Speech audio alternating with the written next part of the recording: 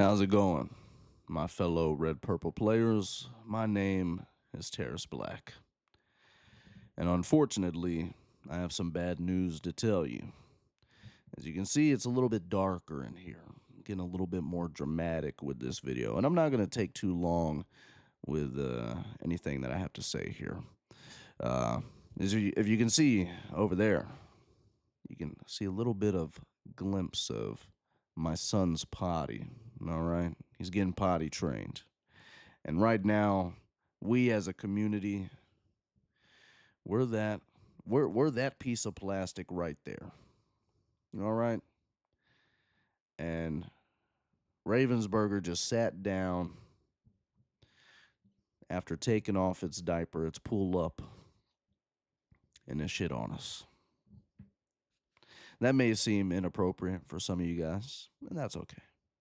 Well, I know we're talking about a Disney game here, right? It's not that serious, and I'm not taking it that serious, which is why I started off this video with a potty joke. I mean, how sophomore can you get, right? Um, but yeah, so spoiler season finished up. During the whole time I was holding, clenching my fists, holding, waiting for us to hopefully get something that was good, and we got some things that were decent. Were decent. I think my favorite card, in terms of red purple, that got spoiled was the new purple. Uh, was it Encanto? I don't know. I've seen it once, but the Encanto song. Um, the what is it? This is my family. The 2-cost uninkable song gains you one lore, draws you a card. I think that's pretty good. I think that's pretty good. And if it was inkable, it'd be pretty. It'd be very good. But unfortunately, we don't get to have fun inkable cards that are over designed, and I don't even think that would have been over designed. I mean, we can play Friends on the Other Side for free, and it draws us 2 cards. You telling me I can't have a song that's inkable that draws me one and gains me one lore? Sure. Whatever you say, guys. Whatever you say. But outside of that, nothing strikes me as remotely usable compared to like last set when you see Genie and you're like, that's pretty good. That's pretty good. Yeah, we didn't have a Genie moment this time, unfortunately. But the people that did get to have a Genie time multiple times this set was Sapphire. Sapphire's been eating pretty good, and they've been pushing Sapphire pretty hard. And just gonna say, guys, right out the gate, been doing some play testing already. I don't know at this current moment, and maybe in a week I'll change my tune and I'll be like, "Don't worry, guys, we're fine. I figured it out." But for right now, I have zero clue how Red Purple is even gonna attempt to combat what Blue gets to do this set. I genuinely have no clue. I guess, the main theory I have at the moment is that Red Purple kind of has to move away from the traditional sense and move into a more aggro burn strategy. And yeah, we're just gonna have to go through a renaissance like Amber Steel did with Diggy Diggy Hole, and hope that we can just kind of aggro under blue uh these blue decks. Because if not, then I think unfortunately for a set, we might have to transition and just be a part of the enemy team for one set, and hopefully that gives them the inclination that they should, you know, kind of give us a little bit of push, because we've been fiending for some new cards. Everybody cries about Flynn and say, "Oh, well, you guys got Flynn, Sisu, and And it's like, okay, but I mean, that only goes off like 20% of the time. And it'll be even less now. Like, you'll probably be able to get that off like 10% of the time now. Um, because, blue just got a better turn one against us than a turn one Cinderella. They literally got it's crazy to say. They literally gave Sapphire a better turn one against red purple and against many other decks than turn one Cinderella. It's insanity. It's crazy. Cause we had Tamatoa reveal, and I'm like, okay, just keep making 6 cost inkable over designed characters. Why not? I mean, the character literally has zero downsides to him. It feels like Maui Shark, right? Where you just look and you go, yeah, whoever designed that card, they were on something that day. They was cooking that day. Best believe it. They were thinking like 5 sets ahead. And we seen how powerful that card is in red blue. Granted, it doesn't work with red purple as well, but that's because red purple doesn't have many actions that it's really working on. Maybe now that it has to kind of go into an aggressive burn strategy, maybe we can find that you kind of run 2, maybe 3 of them. Um, but yeah, so Tamatoa was a thing, and I'm like, yeah, that's gonna be annoying to go up against. And then they showed the coil, the sapphire coil, and I said, "Oh, okay, yeah,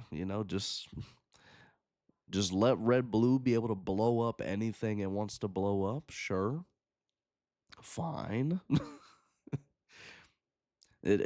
That one, like, honestly, in terms of like being a red purple player, the sapphire coil really doesn't bother me as much because against the red blue list, you kind of expect everything that you play to get blown up anyways. So you just want to like keep the tempo, keep the momentum going, and kind of put them in a position where all they can do is just worry about blowing up your stuff. So the coil really didn't bother me, but I can understand the coil being a problem for other decks because they're not really in that much of a position. Now, n- you know, characters that you thought were safe from a brawl, safe from a Medusa, no longer are.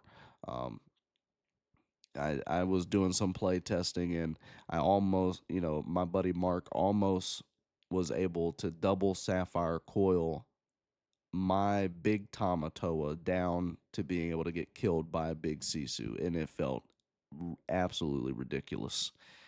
But that's something that they're able to do now. So Sapphire Coil, crazy card, but in terms of being red purple players and going up against that, I don't think that card is too much of a problem. The crab, the smaller 6 cost Tamatoa, that's a problem. But then also, then they decided to put some icing on the cake by introducing Belle. For some reason, the most cracked common card in the game.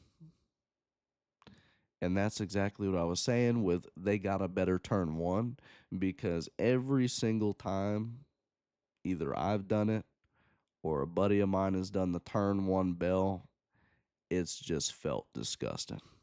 It's felt insane. And maybe Ravensburger was thinking, oh, well, nobody wants to blow up, their popsicle or something turn one because they want to, feed the Hiram.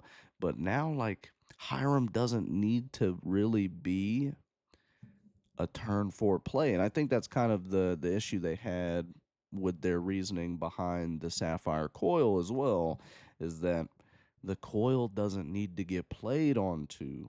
And then if it does, then fine. Like, sure, I'll just play the coil on 2 and do other things after that, like just blow everything up. But if not, I can just not play it on 2. Like, it, there's more nuance to the game than, oh, it's a 2 cost. I guess I have to play it on 2. oh, it's a 4 cost Hiram. I guess I have to play it on 4. Or I guess I got to, play a 1 drop, ramp into a Hiram, which is still a very, very good line and will be done a lot of the time. But now they have an alternative line uh, that, yeah, is just straight shenanigans.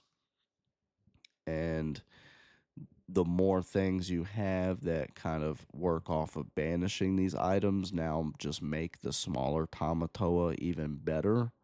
Why they let him bring 2 items back?